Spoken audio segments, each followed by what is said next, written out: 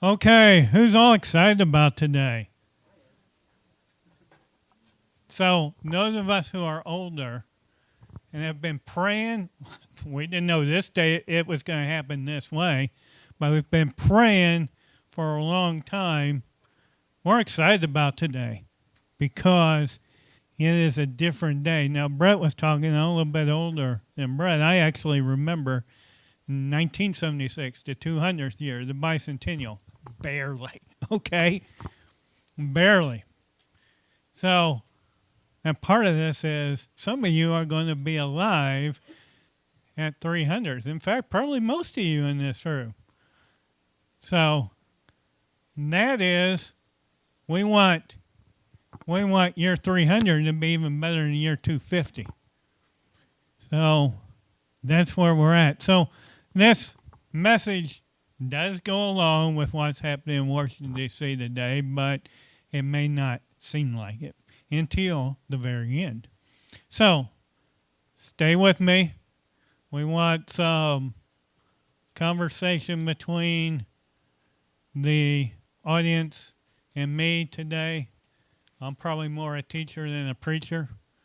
And so, I want you guys to participate if you can.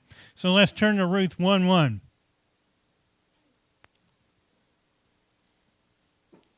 The book of Ruth.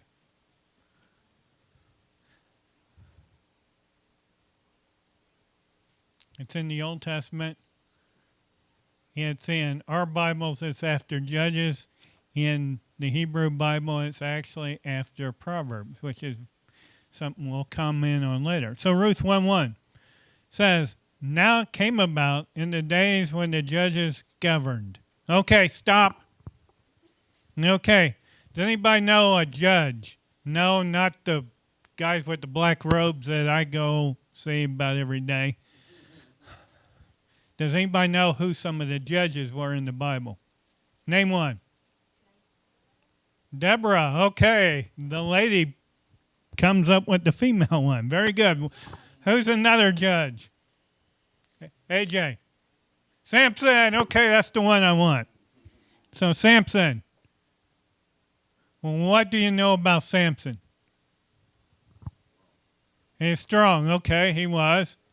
What else do you know about Samson? He had some issues. Is that what was said? Huh? A woman? Just one? Multiple. Actually, three, if you look at Scripture. Okay, so let's go to Judges 14. It's a couple of pages back. Okay, so first of all, this woman is not Delilah. Delilah comes later, okay? So as Pastor Zach was saying, he has woman issues, okay? So Delilah is 20 years after this from how I read the Bible. So, but it goes, and Samson's a young man here. It says, for Judges 14, verse 1, then Samson went down to Timnah and saw a woman in Timnah, one of the daughters of the Philistines. Now, she's not even named, okay? So he came back and told his father and mother. Okay, stop right there. So back then, parents arranged marriages.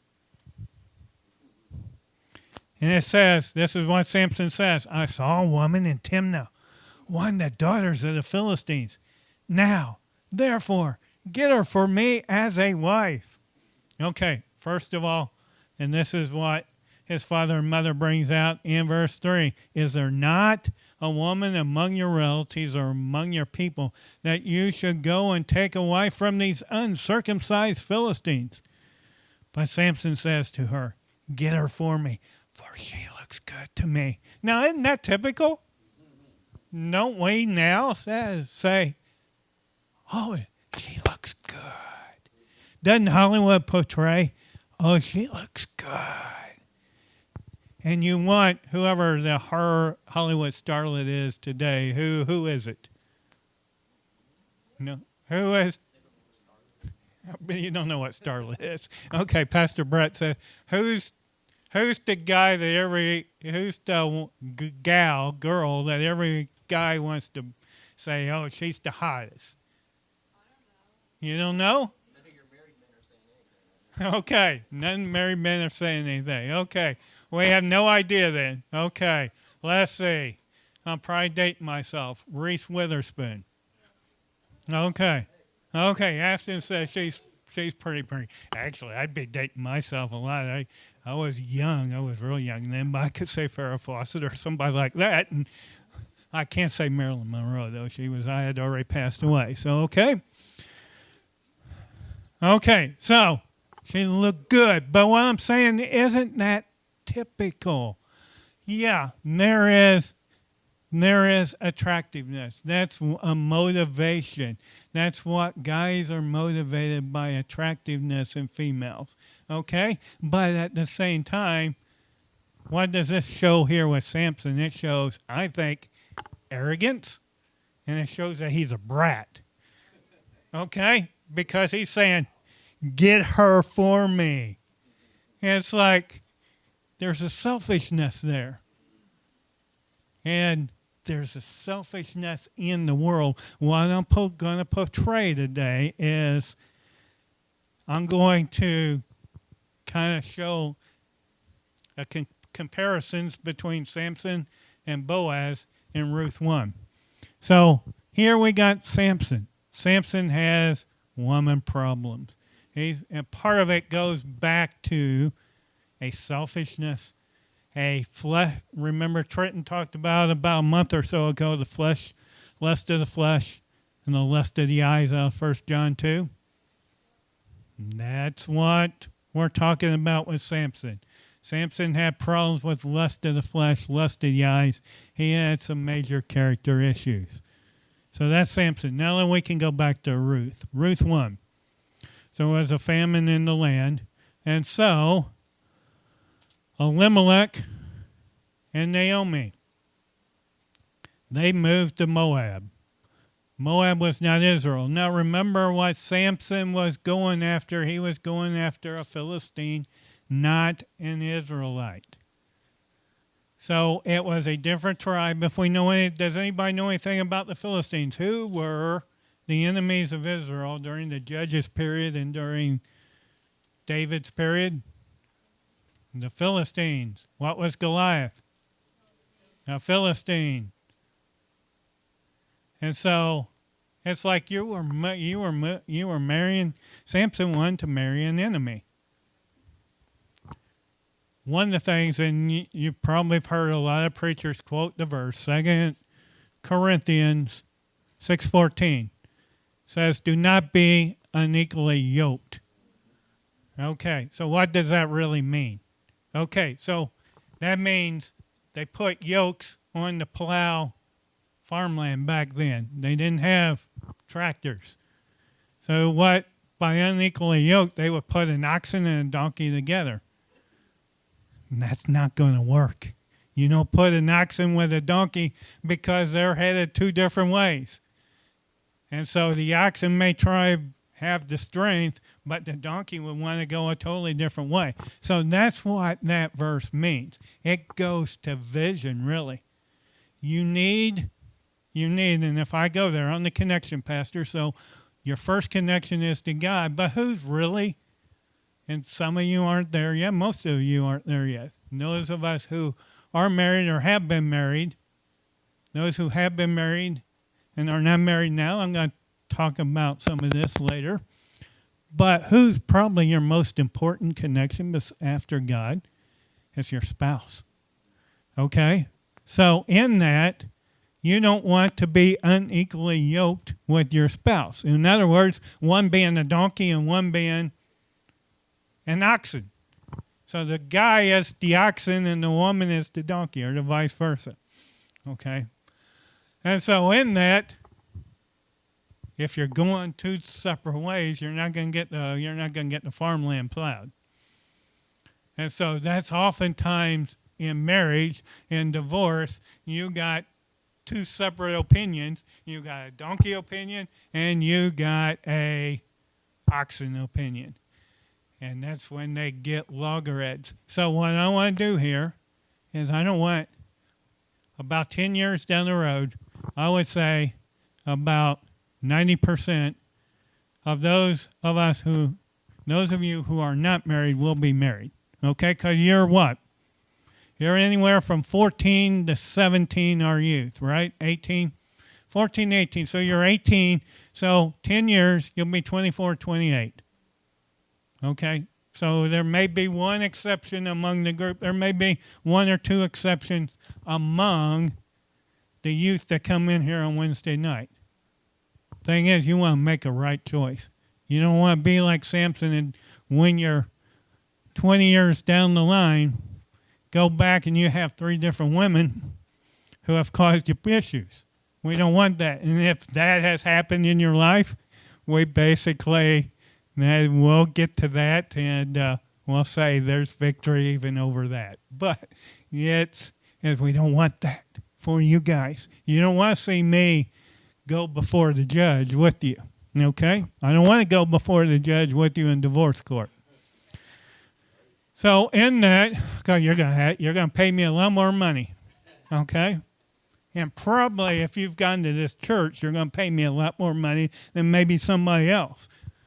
Plus, you'll probably get a lecture from me and say, "You remember what I preached on May 17, 2026?" Okay, so here we are. So we want to make a wise choice. We want somebody who we can be yoked with, who can have similar vision. In that's having a Christian, being a Christian and having a Christian worldview, thinking according to biblical principles. You can be a Christian and think not according to biblical principles too. So here it is, and the book of Ruth I think is very good. Now, does anybody know why the book of Ruth was written? Why was the book of Ruth written?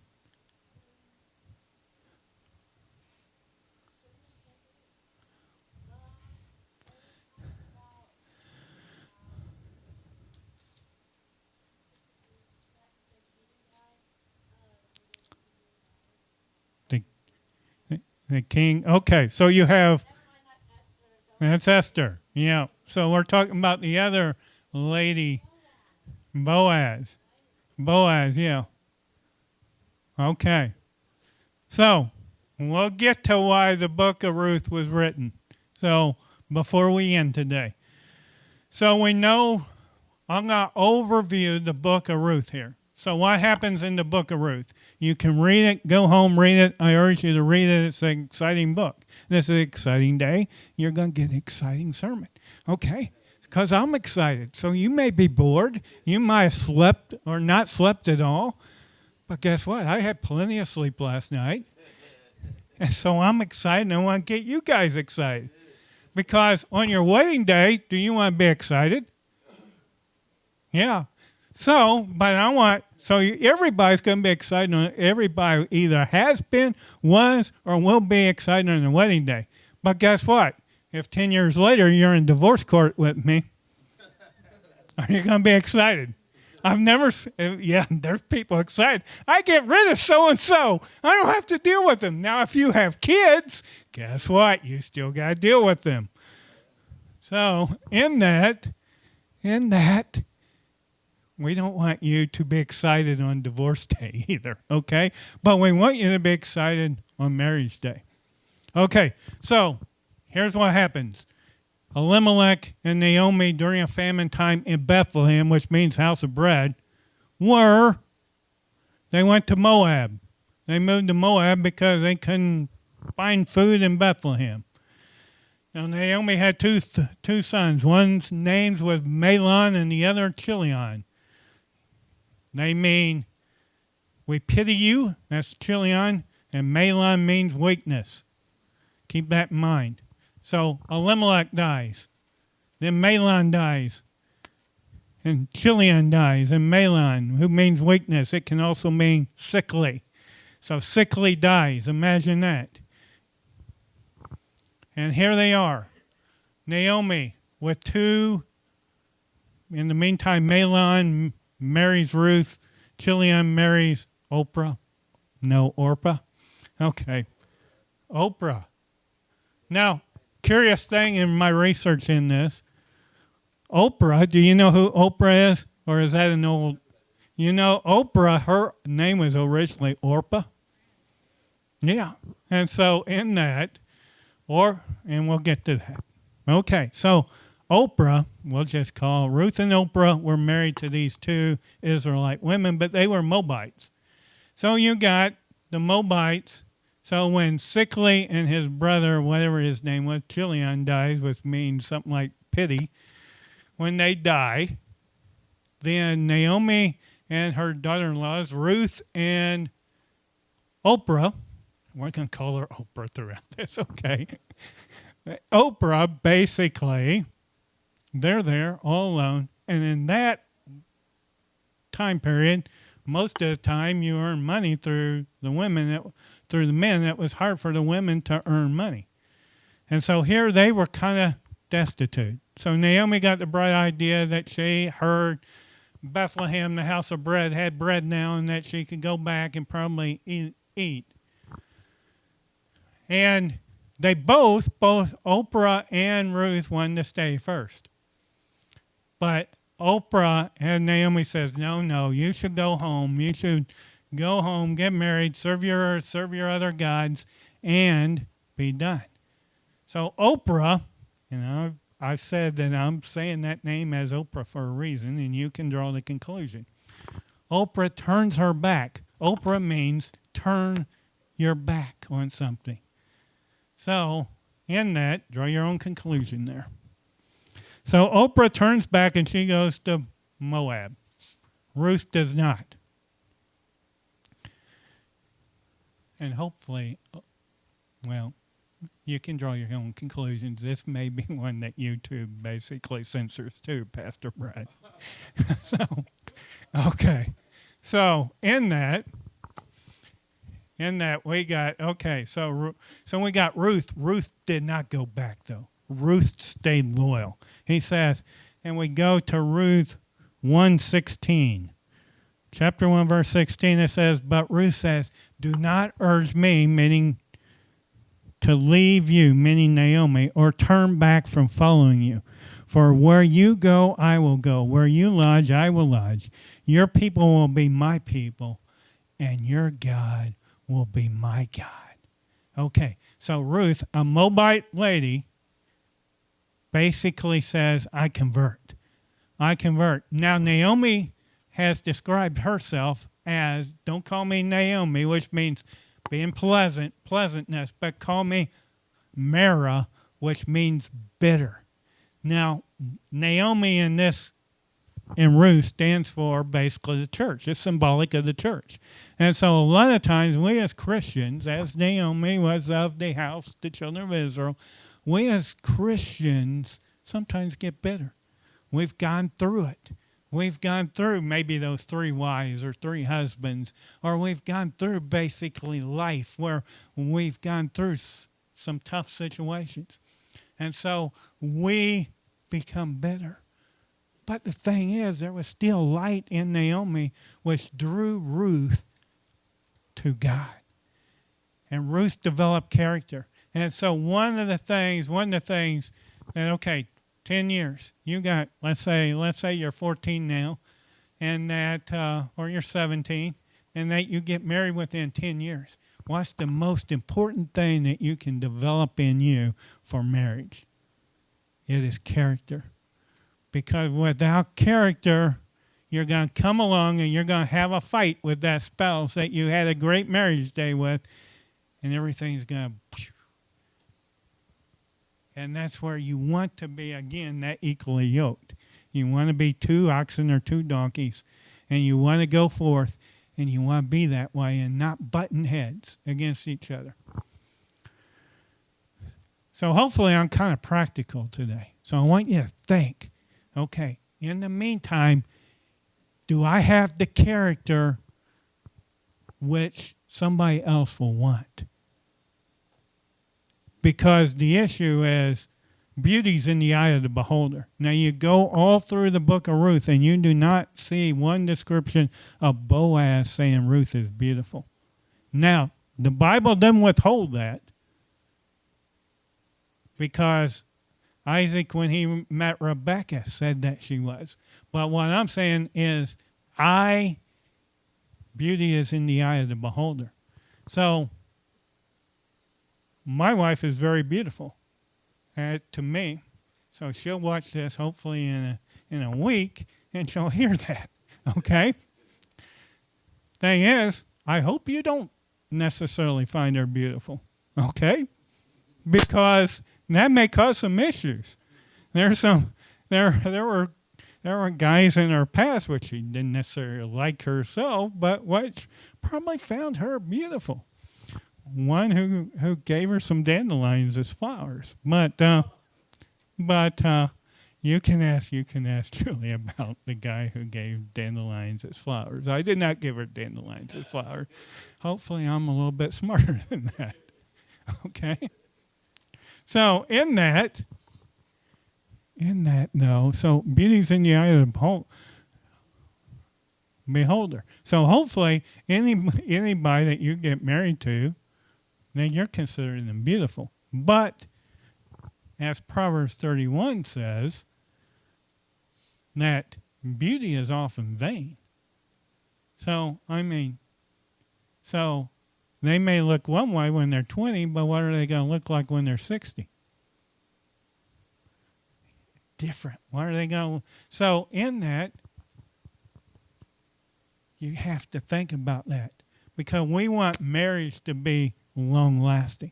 We want it to be throughout our life. So that is a commitment like to God, and God is a lifelong, eternal covenant commitment. So Trenton's celebrating his 21st today, or it's a couple of days ago, which I think their anniversary was. So, but they're celebrating that. We want to be celebrating long-term marriages. So when the 25th comes along or the 50th comes along, we can say, hooray. Okay? When you come along, I'm going to be looking down from heaven when Shaden's celebrating his 50th wedding anniversary, and I'm going to go, yes, he's made it. Okay? And now, sorry, Shaden, I don't expect to live that long to see your 50th wedding anniversary, so I expect to be in heaven by then. Okay, so here we go. So what happens? So what happens with Ruth? Ruth shows character by she decides to go. You had the right to glean in a field. What's gleaning? That's what the tractors, what the oxen and all that do not pick up. In the harvest, the poor people were supposed to gather. So she had one humility that she was willing to say, I'm humble enough where I'm going to go in the fields and glean. I'm willing to admit I'm poor here. And so that she goes into the fields and she works hard. So Boaz comes along, and it's Boaz, as we learn later in Ruth 3. Well, we'll get to that. Okay, so let's go to Ruth 2, 9 to 13. So we're doing an overview of Ruth basically today. So Ruth winds up in Boaz's fields and doesn't realize it.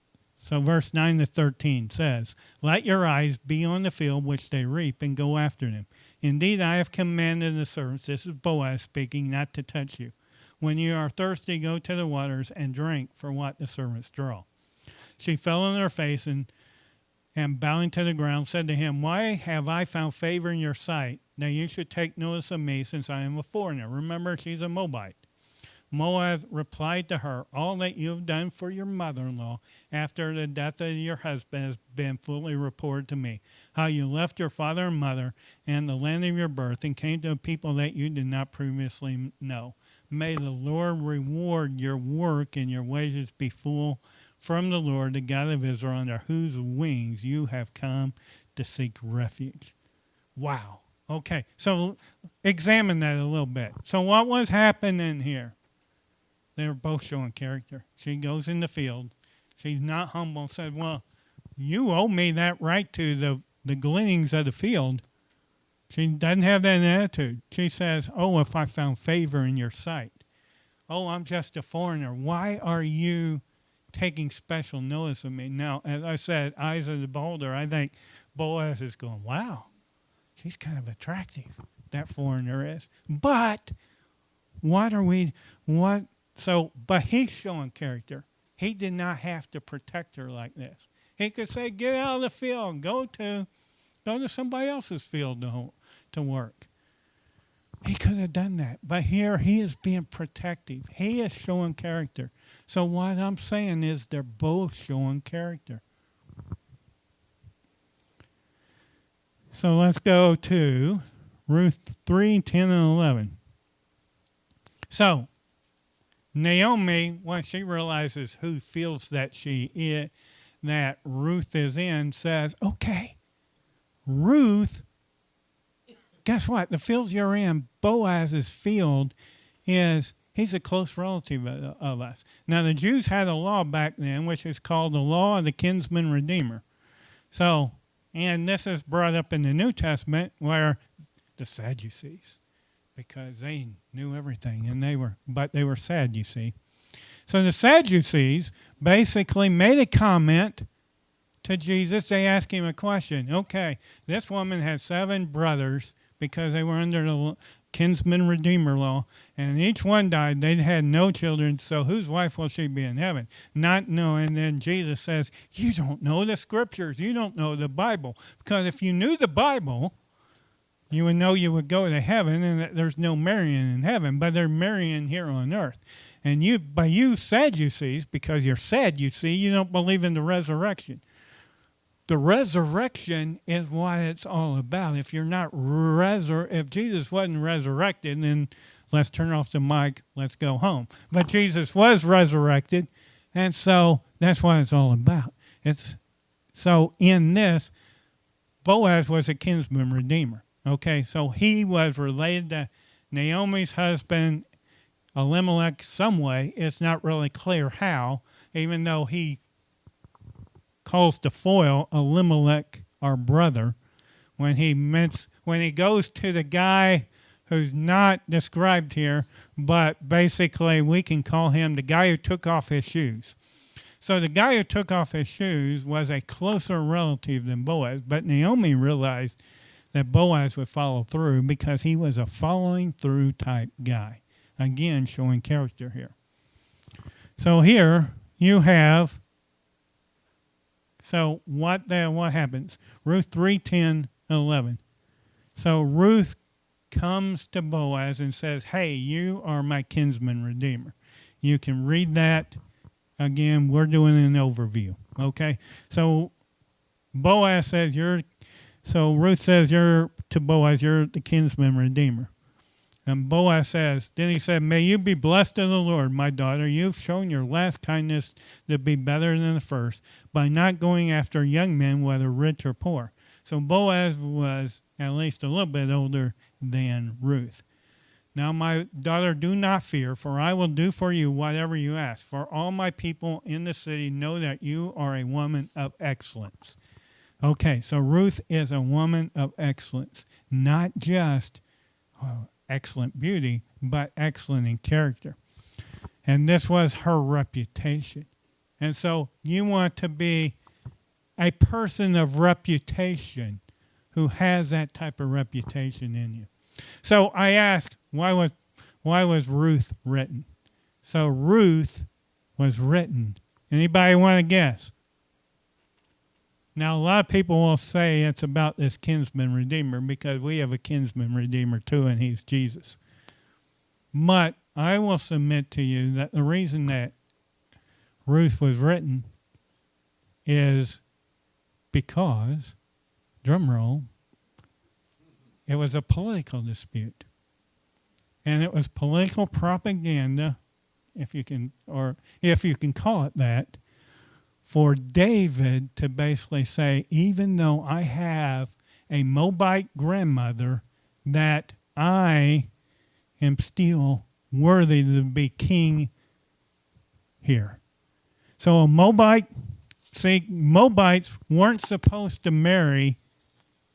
Moabites weren't supposed to marry Israelites, but Boaz married Ruth anyway. And the reason was because she was more Jewish as a Moabite than a Jewish lady was. So she was more Christian than the one who basically grew up in church and called himself Christian all the time, the religious. But she was more Christian than the religious. And therefore, even though she was a Moabite, she was worthy to be David's grandmother and worthy to be great-grandmother of the king. So let's go to Ruth 4, 13 to 17. So it says, Boaz took Ruth, and she became his wife, and he went in to her. And the Lord enabled her to conceive, and she gave birth to a son. Then the woman said to Naomi, Blessed is the Lord who has not left you without a redeemer today, and may his name become famous in Israel. May he also be to you as a restorer of life and a sustainer of your old age, for your daughter-in-law who loves you and is better to you than 7 sons has given birth to him. Then Naomi took the child and laid him in her lap and became his nurse. The neighboring women gave him a name, saying, A son has been born to Naomi. So they named him Obed. He is the father of Jesse, the father of David. Okay, so Obed. What does Obed mean? Anybody have one guess? No guesses? Okay. Obed means worshiper or servant. Interesting that he would have a grandson who was very much known as a worshiper. Maybe that's where David got it from. Okay, so you have Naomi, Obed, Jesse, which means God is exalted, and then you have David, and what does David mean? Beloved. So, and then he's the king. And so in this, what happens? Boaz and Ruth, because I believe of character, they have a legacy. Now, let's go back and let's consider Samson. What did Samson's son do? What did Samson's daughter do? You don't know. You have any idea? The Bible doesn't say. Jewish commentaries, do they say anything about Samson's son? No, they don't either. Does the book of Jasher or the book of Enoch or any of those books say anything about Samson's son or daughter? No, they don't either. So, is there? Samson didn't have a son. Samson didn't have a daughter, according to Scripture. He had women's problems, but didn't have any. So, where we want to get to is legacy. Now, as you get older, you look at kind of legacy. What impact am I having on my family? On Sophia Grace Newell, because we speak wisdom over her. Her name means wisdom. We speak wisdom over her. Then she's going to be wise. Sometimes she doesn't seem like that wise, but she's 10. So give her a break, okay? She's going to be wise, okay? We're speaking that over her. Names are important. You said, well, I don't like my name. Well, maybe use your middle name then. Okay? So, in that, what happened? Ruth had a legacy. Boaz had a legacy. It was a great-grandson who became king. Now, one of the interesting thing is, anybody know who Boaz's mother was? His mother was Rahab. Anybody know who Rahab was? Rahab was the Canaanite woman at Jericho. So maybe one of the reasons that Boaz was able to hook up with a Moabite and see past the nationality was because of his mother, of courage. So in that, and read that. You read the genealogy of Jesus, it goes Rahab, the mother of Boaz, who marries Ruth. Check out Matthew 1. It's right in there. Okay? So you can check me on all this. So David had a legacy, Ruth. Let's go back to Ruth, okay? So Ruth, Moabite. She's not of the children of Israel, but Boaz welcomed her in. That's what we as a church need to do. There are Ruth out there. In fact, no, I won't say that. So the people out there, they're not Israelites. See, one of the accusations that we're getting about May 17th rally is it's Christian nationalism, meaning it's all WASP, meaning it's white Anglo-Saxon Protestants, even though they got a few Catholics there, like Jesus from The Chosen is Catholic, and he's there. So there's a few Catholics. There's one Jewish rabbi who probably has saved himself, but no, okay. But what the liberal, woke, false prophet media is saying is that it's a bunch of Christian nationalists. But the thing is, we have a call on ourselves to say, go into all the world. That doesn't mean just America. America's call, I believe, is to go into all the world. The Great Commission. The call is to go in all the world and preach the gospel. That doesn't mean that everybody's white. That doesn't mean that everybody looks the same way that you do, have the same heritage that you do. So in that, what God wants to do is bring the Ruths in, the ones who will show more character than a lot of us who are in the church. God wants to bring that in there, but we have to be Naomi and Ruth. So I said we were going to get to those of you who have been. Say, we can list the characters in Ruth. We can start with the character of Samson. Samson did not fulfill all of his mission because he got distracted.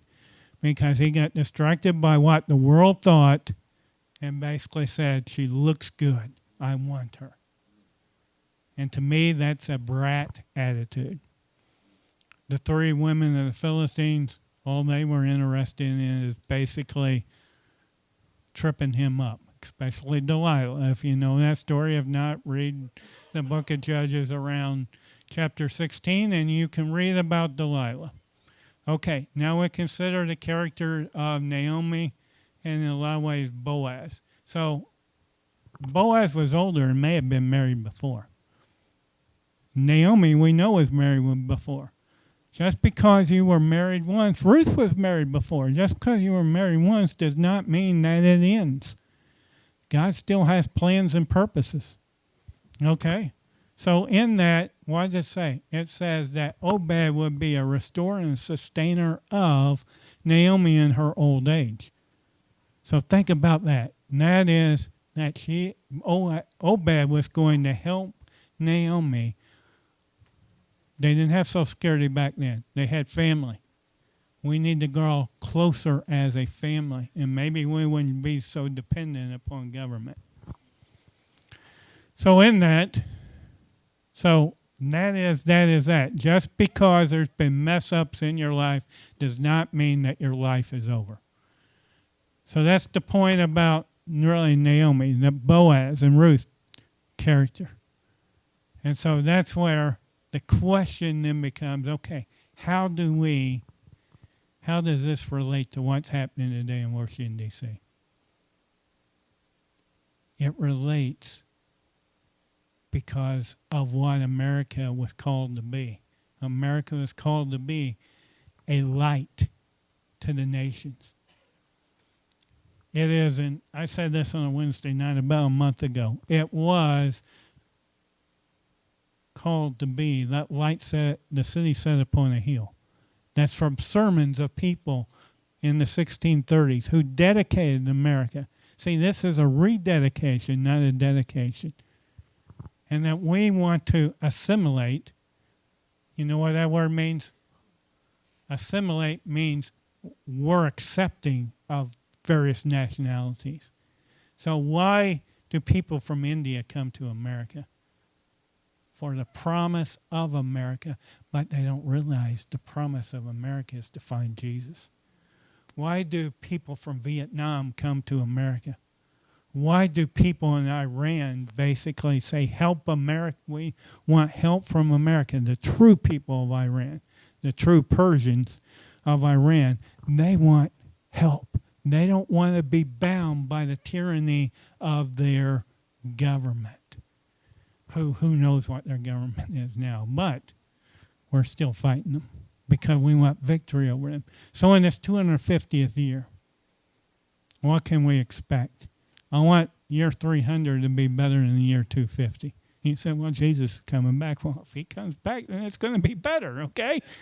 Okay, so if he comes back within the next 50 years, it's going to be better. But I think there's too much of us Christians which says, looks up to the sky and says, oh, the rapture is coming and I don't have to do anything. No, Jesus says to occupy till I come. And so in that, we want to make things better. I want to make things better for Sophia than what it was for me. Steve probably wants to make things better for Afton and Ashley and his other daughters than that he had it.